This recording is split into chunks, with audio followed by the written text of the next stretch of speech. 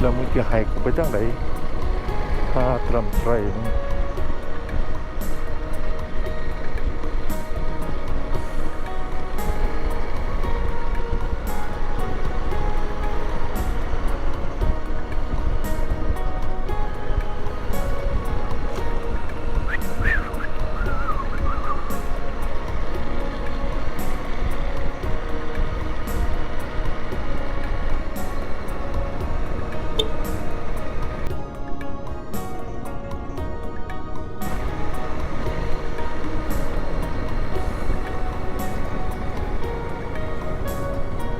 ลากเอาไม้ไปด้วยอย่าไปทำปืนนะ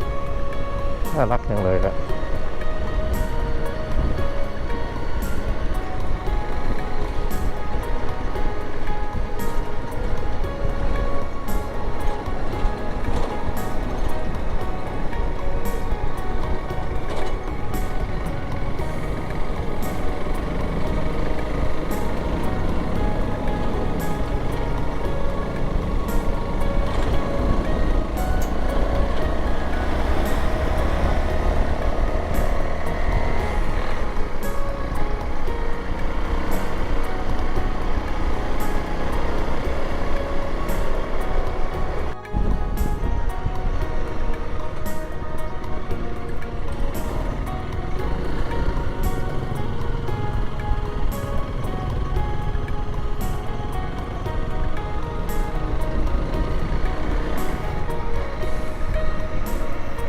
โอ้โห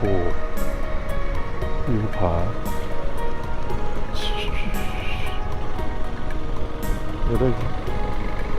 เล่นเชียว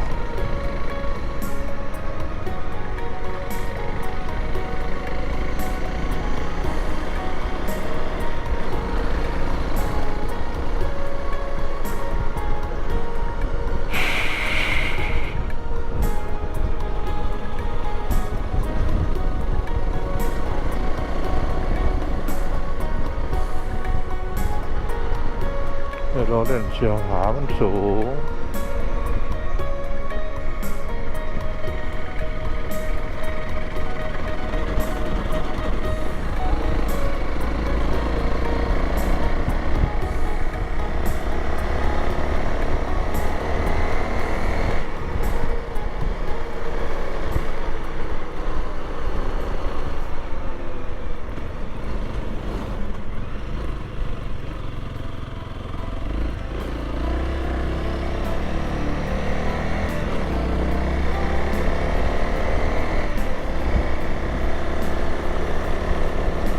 ทำมาเล่นไป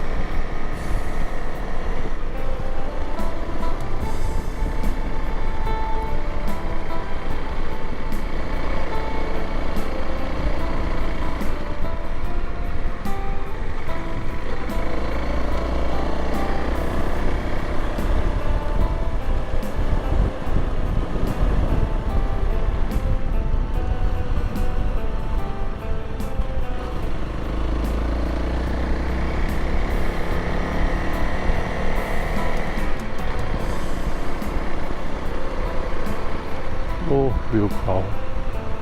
วิวเขาวิวผา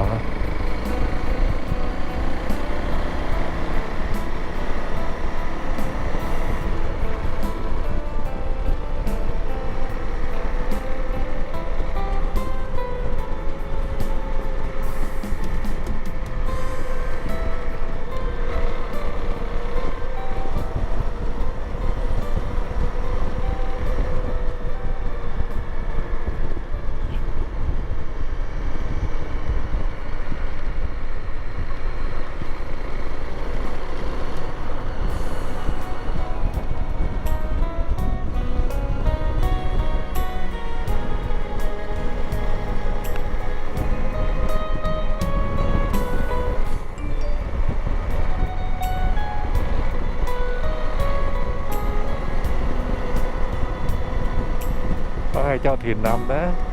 เจอประมาทเขาแล้วรถเล็กๆแค่เจ้าถิ่นก็ขับดีทะลุล่อง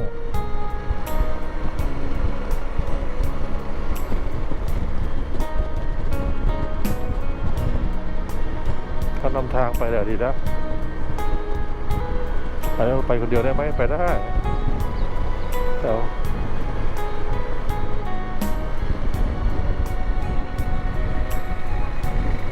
เจ้าถิ่นก็จะรู้ล่องรู้จุดที่จะใช้ทำเป็นเล่นไป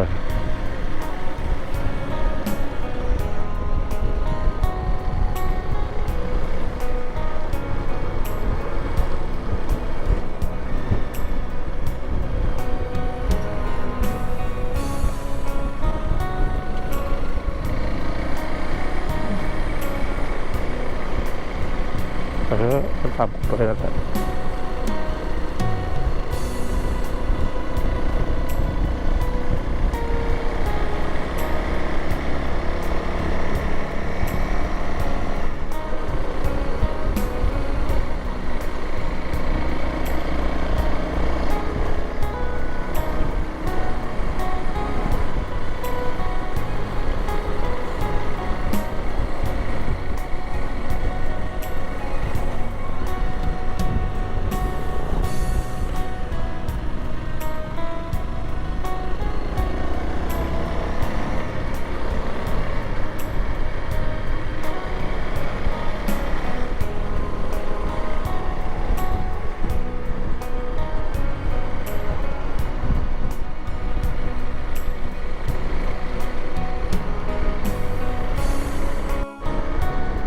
ระวังลึกนะ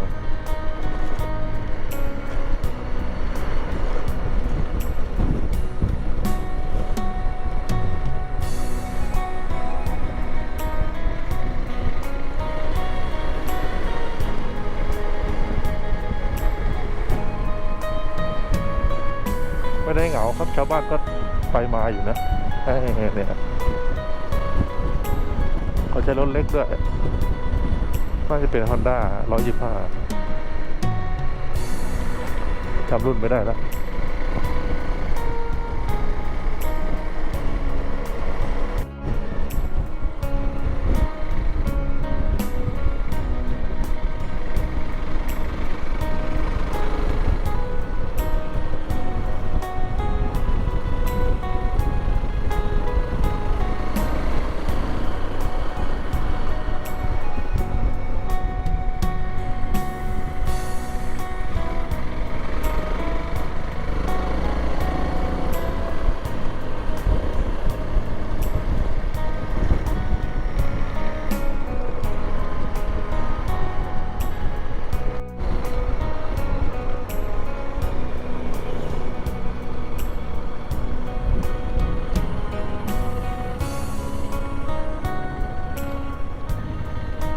ไม่ต้องรีบไม่ต้องรีบมีเบรกไหมลูก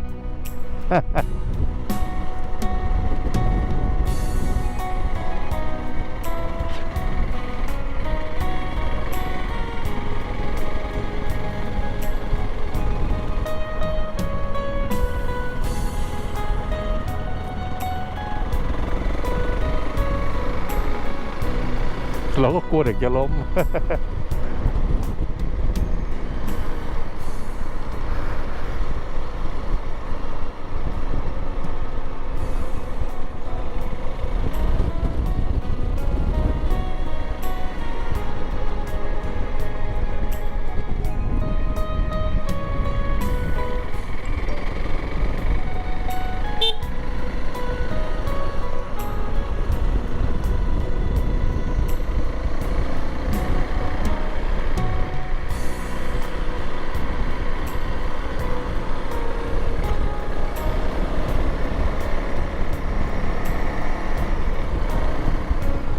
รั่งมาเที่ยวเยอะเว้ยเฮ้ยที่นี่ฝรั่งไปจักรยานด้วยโอ้โหไม่ธรรมดาเว้ย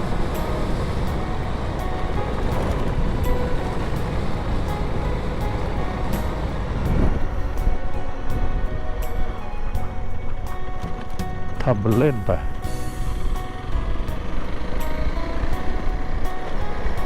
ซ้ำเหนือเนี่ย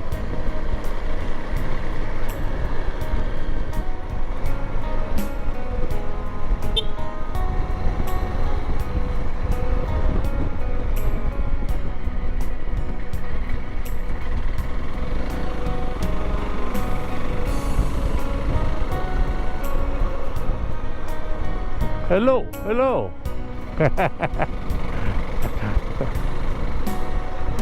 ฝรั่งเศสเนี่ยมันจะฝรั่งธรรมดานี่นี่คือฝรั่งของแท้มีฝ่ายเซอร์วิสขับตามหลังจ้างรถตู้จ้างรถเซอร์วิส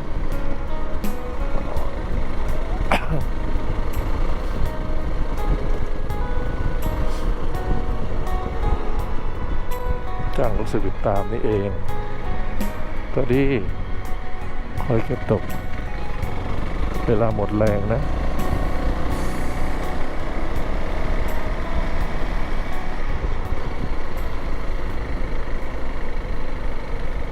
ชมแล้วอย่าลืม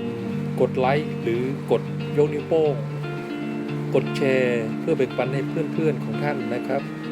และกด Subscribe หรือติดตาม พร้อมกับกดสั่นกระดิ่ง